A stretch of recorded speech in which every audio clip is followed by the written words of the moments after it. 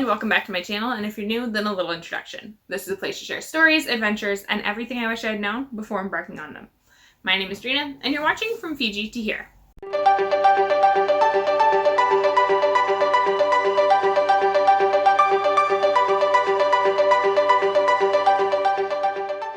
Our first ever Q&A. If you follow me along on Instagram, and if you don't, you probably should. I'll leave the link right here.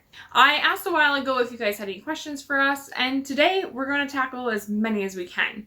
I haven't actually checked just how many there are yet, so there might be a part 2 to this video. Editing duo here. There is a part 2 coming next week. Also, I have all the questions pulled up on my laptop, so I'm just going to be looking at those, and I'll try and pop them up on the screen here when I can. So, question number 1. An experience you wish you could redo. That's tricky. I feel like there's a lot of experiences that I really enjoyed, but if I'm looking at redoing it because I feel like I didn't get the most potential out of it, I would say the Matterhorn in Switzerland. As much as we had so much fun going up to the Snowtop Mountain and seeing all the ice sculptures, you couldn't see anything with the clouds, and you could barely even see the Matterhorn from the viewpoint. So I would say I'd like to go up again on a day that was kind of less cloudy. And maybe if I'm better at skiing by then, probably just ski on the resort there. Next question. Favorite food I've tried when traveling? Ooh. Okay, well, I had a lot of good food in Italy. But I think the most memorable food that sticks out are the Swedish meatballs. Probably because it was something that I wouldn't have tried otherwise. And that it's from meat that we don't have here, it was traditional elk meatballs, which I've heard you can get at IKEA, but I've never actually gotten them. So I think that's probably my favorite food and also most memorable. Oh, no, wait. Favorite food might be the bambaloonies. Bambaloonies? I think that's how you say it. In Tunisia. Those were amazing. Favorite souvenir I've bought while traveling. That's an easy one. It's actually right up there in the corner, but I'll insert a picture here as well. It is a painting that I bought from Tunisia and somehow convinced them to let me bring it carry-on my flights back here because I was afraid of it getting destroyed. How do I think COVID will change travel? The travel industry or travel itself? I think a lot more people are going to want to travel once we're able to, because we've been in lockdown for so long that I think there's going to be a bit of a peak influx. Just where people want what they can't have. I'm also hopeful that airlines and airports will be more hygienic. I think that overall travel will change the same way as it kind of has in our local cities. Masks will probably be a lot more common, especially on things like airplanes or and train stations, places where you can't socially distance. And I think that, well, at least I hope that people will just be a little more considerate of themselves and their actions and how they affect those around them. First place I'll travel to after COVID. That's a hard question because I don't think it's a blanket statement of after COVID. I think some countries will be safer to travel to before other countries, and it's hard to say which country we'll go to because it is dependent on the state of said country. So I guess only time will tell where we're headed off to next, but be sure to subscribe so that you are notified when we do. Favorite video made so far? Favorite video to edit would be hard. Maybe the bloopers video, which I don't know if you guys have seen it yet, but if not, it'll be coming out next week. But favorite video altogether would be what actually happened in Fiji, the outcomes. I get a little emotional in the video, and just every time I watch it, it kind of hits home just how much I've gained from that one experience and kind of the domino effect or the butterfly effect. And yeah, just how grateful I am for everything that's been given to me from that. Favorite season to travel in? That depends on where I'm going. I'd love to go to Finland in the winter, but if we're going in the summer, maybe the Maldives. Some countries I'd like to do both. Iceland is one that I've been to kind of in the winter, and I'd like to go in the summer as well. So it really just depends on the type of trip I'm looking at taking, as well as the destination itself. What is the next biggest country on my list? I'm a strong believer in taking the opportunities that show themselves to you. So I'll answer this, but it's Not to say that that will be the next country we'll go to, because again, something could come up, an opportunity that I didn't see and whatnot. But I would love to make it to Costa Rica. What's my favorite part of the process? Filming, editing, planning, etc. I love the travel bit, but of course, when we're talking about kind of the YouTube side of things, I love going through all the footage from a trip. It's like reliving those memories and the good times. So I think editing is my favorite part of the like YouTube process. However, when it comes to going on trips, the research and planning behind it before we even leave is probably my favorite part. What are my life and travel goals for 2021? 2021, I would like to be able to make it just out of the country in general, to be honest. I'd also like to be able to make it to Whistler, BC to go skiing. But again, all of it's COVID related and we just don't know what's going to happen on that front. That kind of leads into the next question, which are what are my next travel plans? Which again is kind of COVID dependent, but you guys will be sure to know when the next destination video comes out. This next question is a pretty lengthy answer. How do I afford to travel?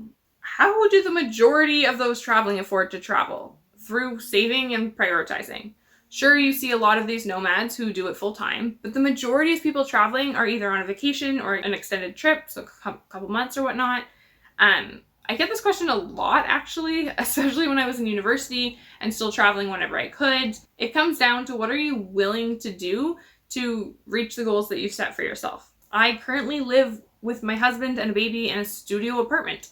We don't have a car, we don't go to eat every week, and we don't even have a TV, for that matter, now that I think of it. I'm not saying this to sound like, oh, poor me, we live without these things. These are all decisions we've made with purpose so that we can afford to travel and reach our goals and the other priorities that we've set. Doubled in with that, I do a lot of research before going somewhere, so that I know how I can get the most out of each dollar that I spend on a trip, or at least be aware of each dollar is going. So if I'm going to overspend, I'm aware of that and I'm okay with that decision. Next question. Travel items worth splurging on and travel items that aren't worth buying. Okay, so first of all, things that are worth splurging on, a good backpack and a good set of hiking boots. Whether you're going for a week or a month, there is nothing worse than sore feet and a sore back. You do not want to be trying to like walk through New York City all week and you've got blisters on your feet everywhere. As well as you don't want to be on a month-long journey and pull your back out trying to lift your backpack up, leaving your first hostel. Things that aren't worth buying, packing cubes. It's a little controversial, even for me, but if you've seen my Europe video, I think it's the Sweden one, I'll again link it here, but mine just ended up going in the garbage, even though they worked so well for me when I went to Australia. Travel size shampoo and conditioner are also not worth spending the money on. I find the bars last so much longer and they're just as good as quality as the brands that you can find in the little travel shampoos. Otherwise, if you have a favorite brand, just buy a refillable little bottle and put your pour your big bottle into that one. What's my favorite place that I've visited so far? I've actually done a whole video on this. It's Denmark. I wish I could move there. Who knows what the future holds, but definitely top of the list. Best value for money country that I've ever visited. I think I would have to say Poland. I feel like we were able to eat out a lot there and still stay within our budget, which was like, if you've seen the budgeting video, it wasn't just a blanket statement budget. It was specific for Poland based on like average costs and whatnot. But yeah, it's hard because a lot of Eastern Europe was that way, that the prices were cheaper, so it was easier to get more bang for your buck. So I can't definitively say that it is Poland, but I think that's where I'd be leaning towards. Country I want to return to the most and why.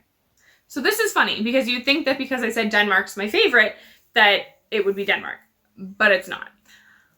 For this question, I would have to say Switzerland, and it literally felt like being in heaven. There's so much to do and explore, especially if you like the outdoors.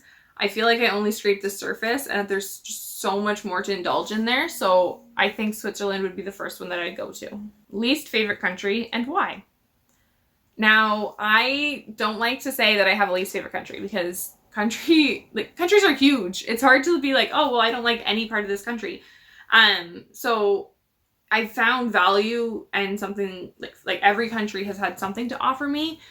However, if I were to say that a city, for example, like a city I wouldn't go back to right away, it would probably be Berlin. I just feel as though we did a lot of what there is to do there our first time around, and it's not on the top of my list to go back to again. That being said, things would change. Like if I would bring my kids there one day, that's a whole different scenario. Okay. What is the best advice I can give about budgeting money for travel? Number one, keep track of it while you're on the road. It is so easy to just blow all your money on the first day or even week of a trip. You spent all this time getting hyped up for it, and you spent all this time saving. And yet, if you're not paying attention, you could easily drop $200 on a fancy dinner and drinks, or buy this brand new shirt, or a painting, or something that's not in the budget, and then you've run out of money by the halfway point. So keep track of your spending so that you know where you stand throughout the trip, and you know if you're under budget and can splurge a little, or if you need to cut down on your costs for a day or two to kind of break even. How do I edit my GoPro videos and add music? I currently use a program called Wondershare Filmora, and I do it all on my laptop post the trip. Do me and Dali have plans to revisit Fiji?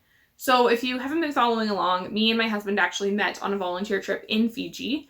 And yes, we do have plans on returning there. Well, I shouldn't say plans because nothing's kind of in the works right now. We have a friend who'd like to get married there, so we'd go back for the wedding. But otherwise, we're talking about going for our 10-year wedding anniversary. Okay, what country is at the top of my list to visit that I haven't yet been to?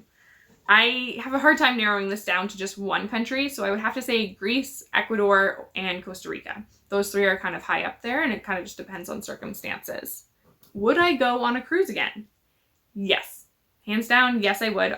Not right now, obviously, with the COVID pandemic and everything going on, but I would really like to do an Alaska land cruise combo, as well as go to Antarctica, and the probably easiest way to get there is via cruise. All right, next question. If traveling to Europe for 2 weeks, which country should I make sure to visit? This is super budget dependent. If you're neglecting budget and it's your first time, I would have to say definitely Denmark, Netherlands, Belgium, France, Switzerland, Poland, Hungary, Italy, Spain, Portugal, Ireland, and England are all on the top of my list. Now, 2 weeks, you probably wouldn't be able to hit up all those places. And again, budget dependent. A lot of these places, such as Denmark, Ireland, England, Switzerland, are all kind of pricier. So if you're kind of shorter on budget, I'd say stick to more Eastern Europe and maybe hit up some of the more expensive places like France or Italy, etc. What inspired me to travel to 30 plus countries? I actually have an entire video explaining this, and again, I'll link it in the iCards, or if I'm running out of room there, I'll link it in the description below. How has the pandemic changed my way of planning travel? Ooh, that's a hard one because we've had a lot of trips canceled, or luckily we haven't lost too much money from them, but a lot of planned trips have to go out the window because of the pandemic. So I think all in all, it's made me a lot more flexible. I love to plan and do all the research and the goals and kind of bucket list items that I want to do. But with the pandemic, so much is up in the air that I'm reminded that life is what happens between the plans you make. So really just grab the opportunities that present themselves. One other thing that I think it reinforces, which I've always done anyways, and I've been a huge advocate for it pre-pandemic, is just how important it is to have an emergency fund that would cover a flight home if something were to happen, as well as having travel insurance for every trip you take. All right, so this video is already getting a little lengthier than normal, so I'm going to cut it short there.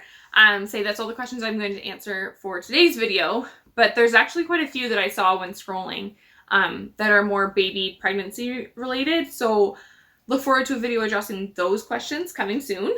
If you have any other questions, feel free to leave them down below, as well as any other videos you'd be interested in seeing. Also, if you like this video, be sure to give it a thumbs up and hit the subscribe button to be notified of more like it, as well as to join me on future journeys. Thank you so much for watching, and remember, life is what happens between the plans that you make. Bye guys!